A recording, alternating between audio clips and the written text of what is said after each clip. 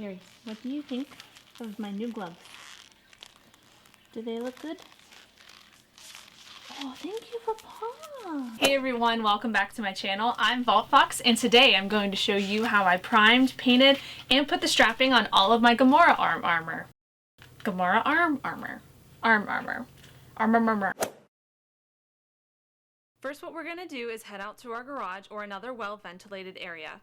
If you're going to be outside, just make sure that the temperature is above 55 degrees Fahrenheit. Next, make sure to put down some kind of covering like cardboard or paper so you don't stain the surface of your floors like this. Sorry, Brian. Love you. Line up all of your pieces with ample room in between, and now it's time to Plasti Dip. For a smooth application, we're going to want to shake it up. And a lot.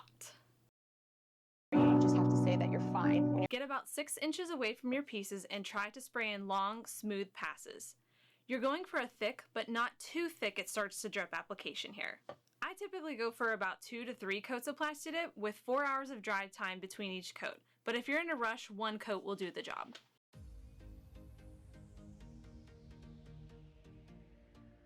While that's drying, let's head back inside to prime the gloves. I'm using Mod Podge to prime the foam bits and wood glue to prime the Warble finger bits. I give the foam bits 3 coats of Mod Podge, letting each coat dry for about an hour in between. The Warble pieces only get about 1 coat of wood glue because I'm just lazy. You really should do about 3 to 4 here, but again, I'm lazy, I only did 1, and they're on the gloves, so that's okay by me. Now you could totally use Plasti Dip in this case for the foam bits. It was just more of a pain for me to use these because I already had my pieces glued to my gloves. For the paint job, I'm using Rust-Oleum Gloss White Spray Paint, mostly because it's what I had in my garage and I don't want to be going out for unessential items right now. Typically here I would be wearing a face mask and some gloves, but in all honesty, I think I was so concerned with making sure my camera was working that I just completely forgot. So don't be like me, wear a mask, wear some gloves if you have them. The gloves I found easier to hand paint with some white acrylic paint. Again, you could paint these with spray paint if you liked, I just really didn't want to tape everything off. While the gloves are drying, I take out some red acrylic paint and get to painting the red accent pieces on Gamora's gauntlets and biceps. I had to layer on 3 coats of this paint before I got the coverage I liked, and to be honest, I probably could have done a 4th.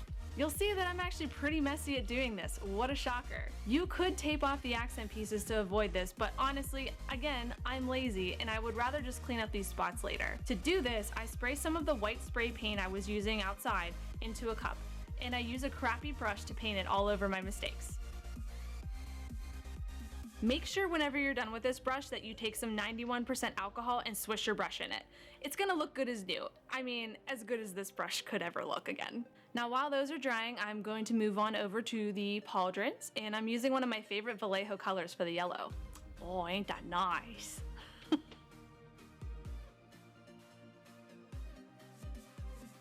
And here are all of the finished pieces. Now, it's time to get these on my body. We're gonna start out with some hook and loop Velcro strips and our trusty hot glue gun.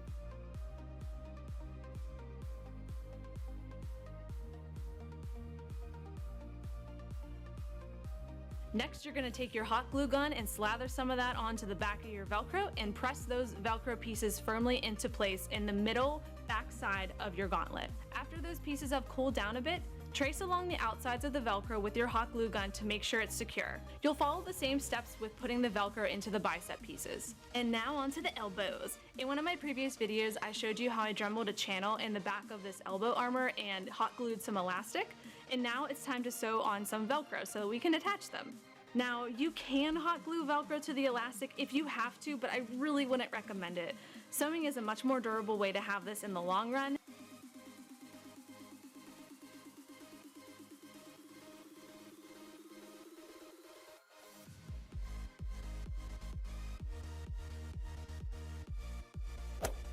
Now it's time to assembling everything. For that, you're gonna need a pen and a box cutter. First, take out your gauntlet and flip it over, then draw a line about 1 inch below where your Velcro stops. Do the same thing for your bicep piece, though as you see here, it may be a bit smaller of a gap, and that's okay. Now you're gonna take out your box cutter and carefully cut a slit on the underside of your armor where you marked it. Then flip over and cut through it again to ensure it's gone all the way through. I know it seems scary, but promise me it will work, I promise. Now just take your elbow piece and thread the elastic through the slit you created on the gauntlet and press the Velcro down.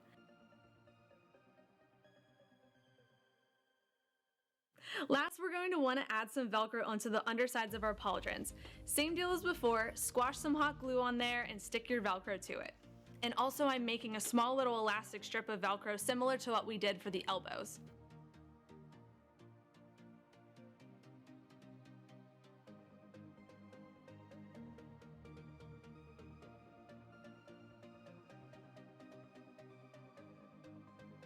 Now you're just going to attach one side of the strip to the underside of your pauldron and the other side to the inside of your bicep. And wow, look!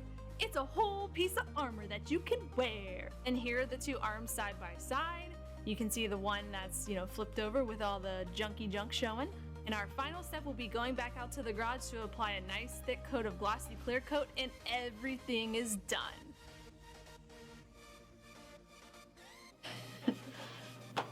Alright, let's go.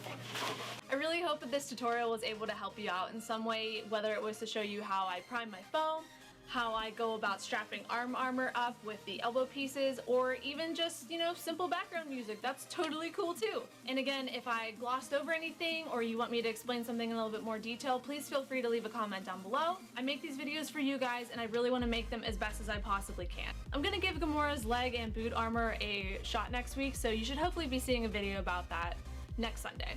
But until next time, the time to craft is now.